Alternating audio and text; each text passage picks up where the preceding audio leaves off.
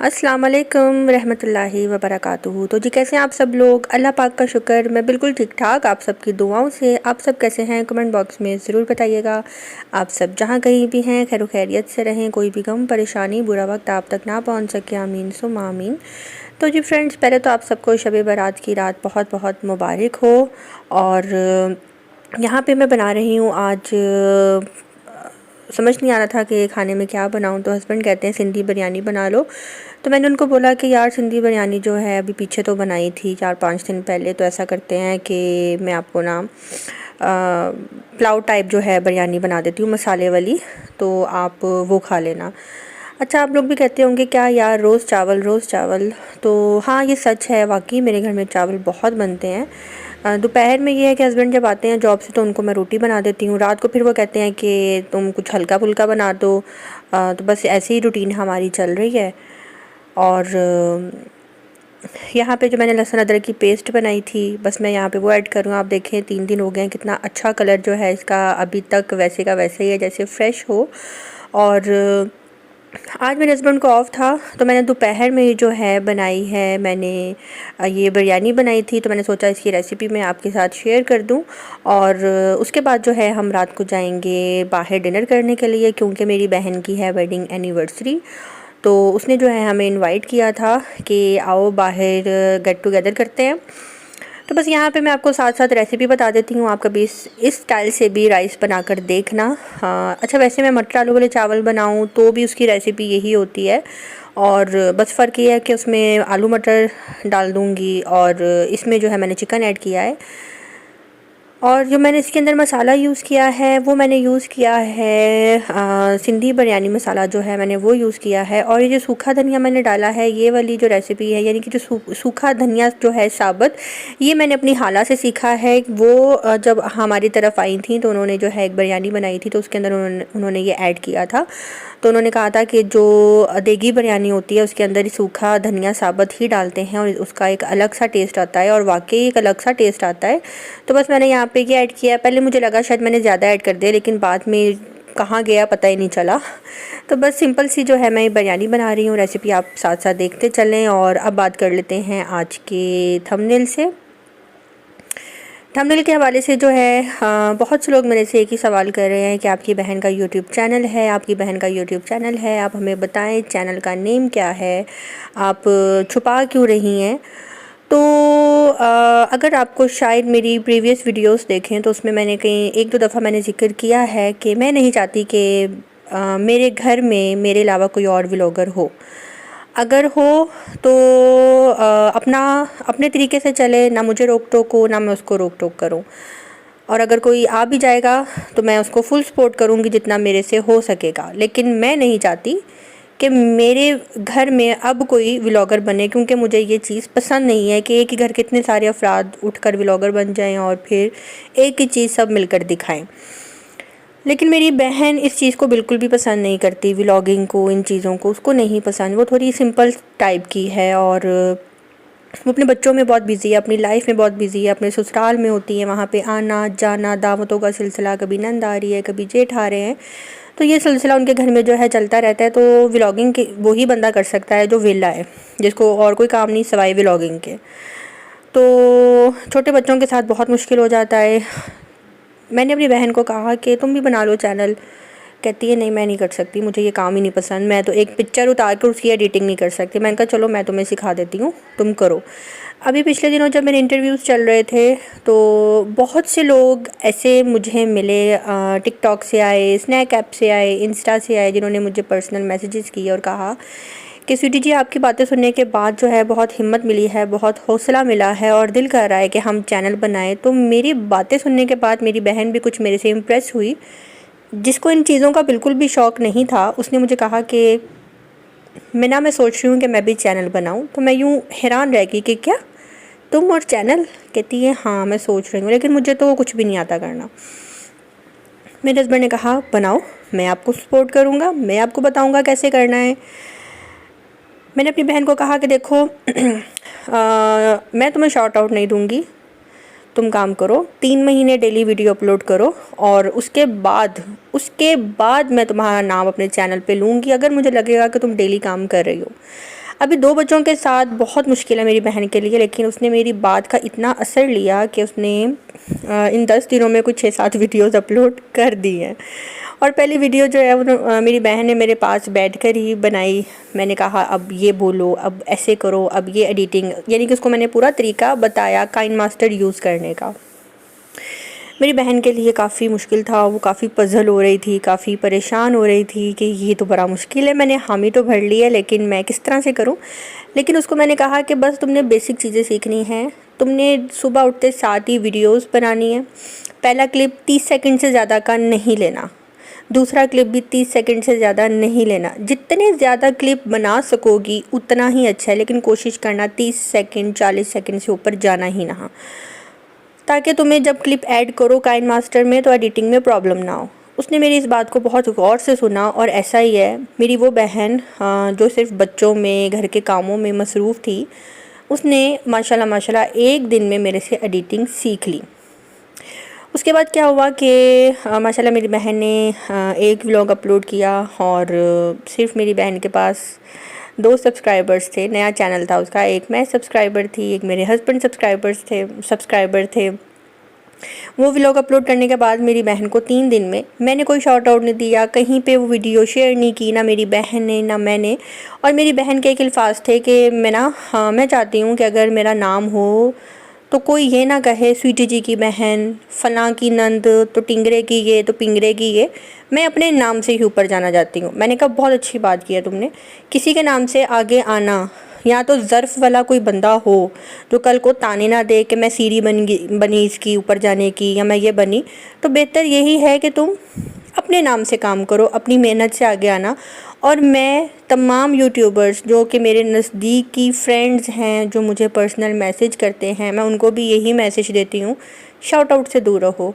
किसी का नाम यूज़ करके आगे जाने से बेहतर है अपना बना लो। हाँ, अगर आपको लगता है कि सामने वाले का ज़र्फ़ इतना है कि कल को आपको टोंट नहीं मारेगा, आपको ताना नहीं देगा, तो आप ज़रूर उसकी हेल्प लो, तो आप ज़रूर उसे शाउट आउट लो। लेकिन कोशिश इंसान को यही करनी चाहिए कि अपने नाम से आगे जाए।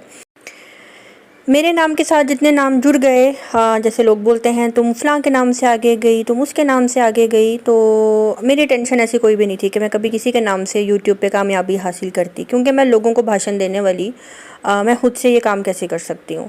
अल्लाह की तरफ से था कि अल्लाह पाक ने ख़ुद से मुझे सहारा दिया और मैं आगे गई। अल्हम्दुलिल्लाह, शुक्र अल्लाह पाक की ज़ात का लाख लाख। और दूसरी बात ये कि शाउट आउट से फ़र्क भी उन लोगों को पड़ता है जिनका कंटेंट अच्छा हो, जिनके चैनल पे कुछ मवाद पहले से मौजूद हो, जिनके चैनल पे काम अच्छा हो, तो ही लोगों का दिल करता है रुकने पे, तो ही लोगों का दिल करता है वो चैनल मज़ीद और देखने पे।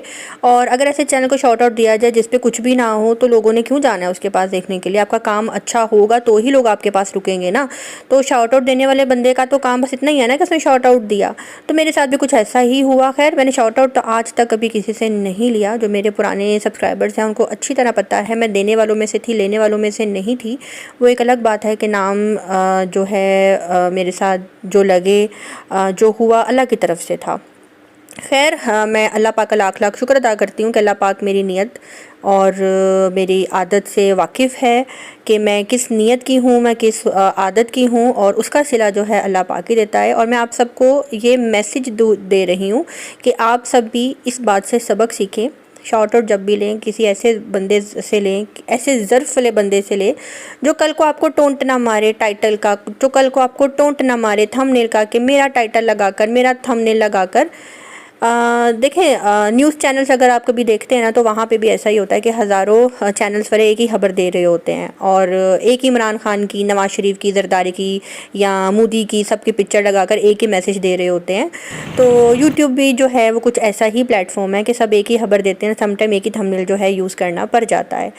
तो इतना इंसान को छोटे दिल का नहीं होना चाहिए कि इंसान तानेबाजी पे आ जाए और लोगों का दिल दुखाने लग जाए। तो इसलिए मैंने अपनी बहन को भी यही बोला कि मेरी प्यारी बहन, मेहनत करो, 3 महीने गुजारो, मैं तुम्हें शॉर्ट आउट ज़रूर दूंगी, लेकिन शॉर्ट आउट नहीं दूंगी, सिर्फ तुम्हारे बारे में बताऊंगी कि तुम्हारा चैनल क्या है। अभी फ़िलहाल मैं किसी को भी अपनी बहन के चैनल का नहीं बताऊंगी उसका नाम क्या है। वो एक अलग बात है कि मेरी बहन का चैनल आपको खुद से मिल जाए तो वेल एंड गुड, लेकिन मैं नहीं बताऊँगी। इसके अलावा मेरी एक और बहन है, मेरी कज़न है, मैं अपनी उस कज़न के बारे में भी आपको बताऊँगी। वो भी ब्लॉगिंग करती है और बहुत अच्छा काम करती है, उसके बारे में भी मैं आपको बताऊंगी। और उसको भी मैंने यही बोला हुआ है, काम करो, 3 महीने बाद मुझे जब लगेगा कि अब तुम्हारा चैनल इस काबिल है कि मैं तुम्हें जैसे ही शॉर्ट आउट दूंगी तुम बूस्ट करोगी, तो तब मैं दूंगी। और माशाल्लाह माशाल्लाह, और हमारी फैमिली में इसके अलावा और कोई व्लॉगर नहीं है। रही बात मोहसिन की, तो मैं मोहसिन को तो बिल्कुल भी इजाज़त नहीं दूंगी व्लॉगिंग की, कि मोहसिन कभी व्लॉगिंग करे भी।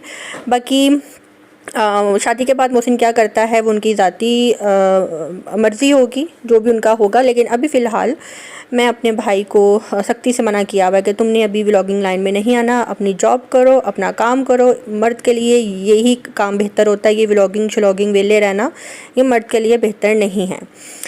और आई होप कि आप सबको मेरा जो आंसर है अच्छे से मिल गया होगा कि मेरी बहन का चैनल है, पर कौन सा है ये मैं आपको नहीं बताऊंगी।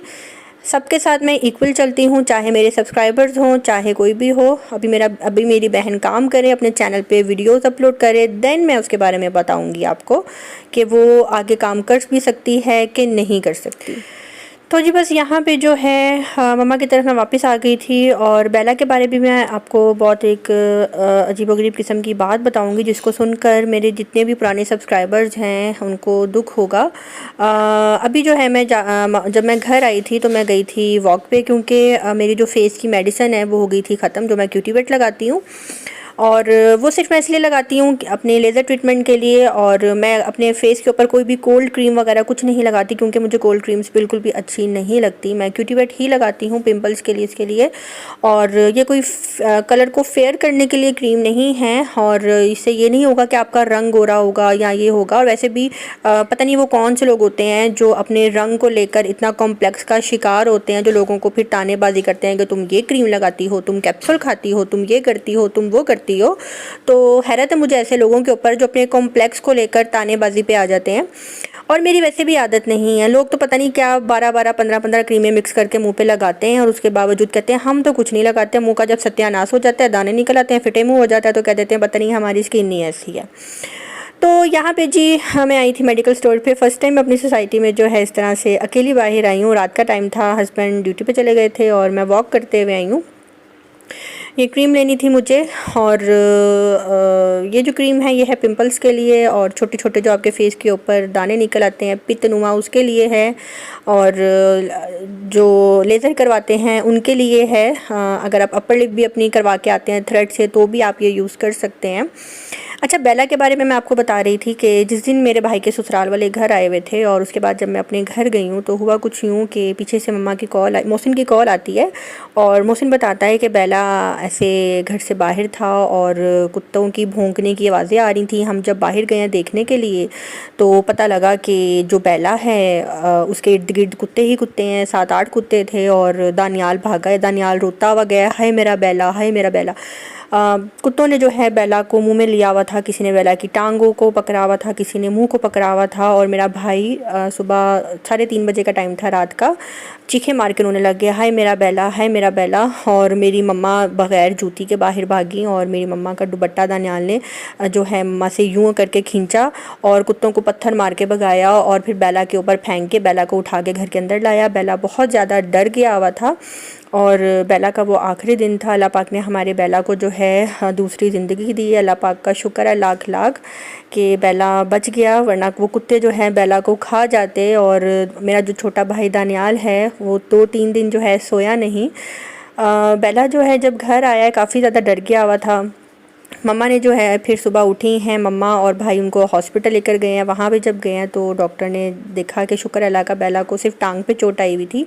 वहाँ मेडिसिन वगैरह लगा के बेला को इंजेक्शन देकर भेज दिया, और यही कहा कि आप दुआ करें कि कोई इन्फेक्शन इसको ना हो। अगर इसको कोई इन्फेक्शन हुआ तो इसकी डेथ हो सकती है।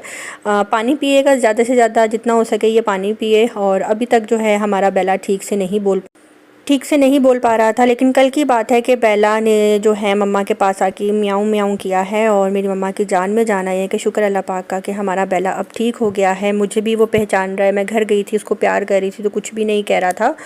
तो हाँ, यहीं पे मेरा आज का व्लॉग होता है ख़त्म। आपने मेरी बेला के लिए भी दुआ करनी है। और जो जेली के बच्चे हैं वो बेला से ही हैं। जेली जो है हाँ, वो बेला की ही बेटी है, लेकिन कुदरत का निज़ाम है, हम इसको बदल नहीं सकते।